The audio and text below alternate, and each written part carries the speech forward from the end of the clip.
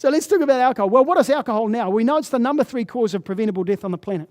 It's about 5 million or so people conservatively dying now from alcohol alone. Now, does anyone here know how many people a year die from cigarette-related disease, conservatively? It's about 6.5 million. So we've got about 6.5 million with smoking diseases and dropping. And we've got about 5 million with alcohol and rising like a bullet. Rising like a bullet. Phenomenal. The growth rate of liver-related disease and alcohol-related disease in the world now. This review was done 2 years ago. It's the first time an alcohol-related review has been done globally in 30 years. And it was stark reading. Really, really stark. Anyone here want to know what is the number 1 selling category in New Zealand supermarkets? Wine. Number 1. We spend more money on wine than anything else. You know what the number 2 selling category in New Zealand supermarkets is? Beer. Yeah, beer. We spend more on wine and beer than toilet paper. Do you know why we don't buy any toilet paper? Because we're all constipated. Yeah? You go to the supermarket. Oh, yeah, I'll have a 6-pack of this and a 12-pack of that and a whole lot of wine. This is fantastic. Get to the supermarket aisle. You go, well, there's 6 of us in the house. We all go once a week, so 1 toilet roll. Right? This is why. Phenomenal, right? So what does alcohol do? Well, when you drink, you get acetaldehyde is created. Now, acetaldehyde is created when alcohol hits the liver. You cannot avoid this. Doesn't matter whether you're drinking certified organic wine grown by Buddhist monks, right? Or whether you're growing alcohol that you made in your own distillery out in the backyard from, whatever. It makes no difference. When alcohol hits the liver, it creates a side product, a metabolic side product called acetaldehyde.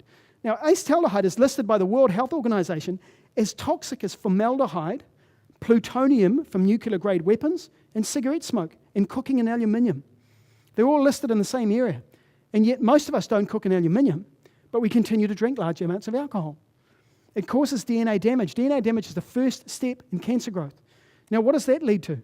Well, 100 milligrams of alcohol a day, between 1 and 2 glasses, your liver cancer risk is 9 times higher than a non-drinker. 9 times higher. If anyone wants to think about whether liver cancer is growing, it's now the world's number 2 cancer killer. It overtook bowel cancer last year. So lung cancer number 1, bowel cancer has been number 2 forever. Liver cancer has just overtaken it. Has overtaken bowel cancer as a killer of human beings. It's the 4th biggest cause of death in England now. Anyone want to hazard a guess of the culture of England around alcohol? Yeah, we know what the culture is like in England around alcohol. It's causing the 4th biggest cause of death now is liver cancer.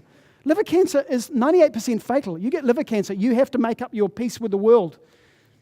You make your peace with the world. I look at and I talk with the liver cancer researchers around the world. They all say one word when you look at liver cancer and liver disease. One word. Do you know what they talk about? Alcohol. That's the word they talk about. Because that is the one thing that is growing massively. It's no coincidence. We've got this massive growth of us spending money in drinking alcohol and this massive growth in liver cancer, which is directly related to alcohol intake. So it's this huge thing that's going on in society where we're drinking these massive amounts.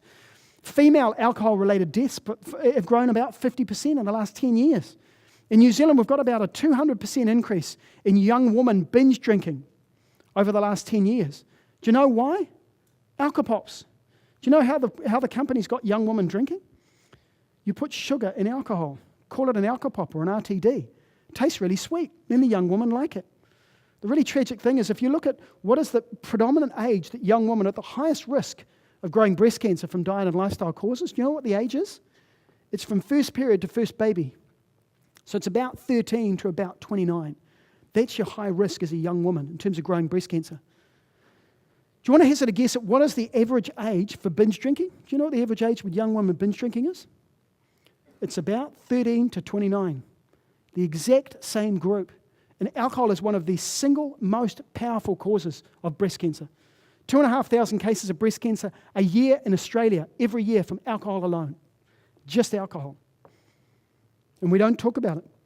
When you look at the Million Women study, they say, and I quote, no amount of alcohol is safe for cancer risk. When it comes to women and cancer, no amount of alcohol. And then you look at the French myth. Everyone know about the French myth with alcohol? You know how we should drink like the French? And have you heard about that one? Drink like the French and eat lots of bagels and really skinny and sexy and everything's great. You know? Have you heard that myth? Well, when you talk to the French health department, They say they've absolutely got an epidemic of alcohol problems in France. It's an absolute mess in France. Do you know how many people now have got drinking problems in France? The latest conservative numbers, do you know how many people it is? 7.5 million with drinking problems in one country.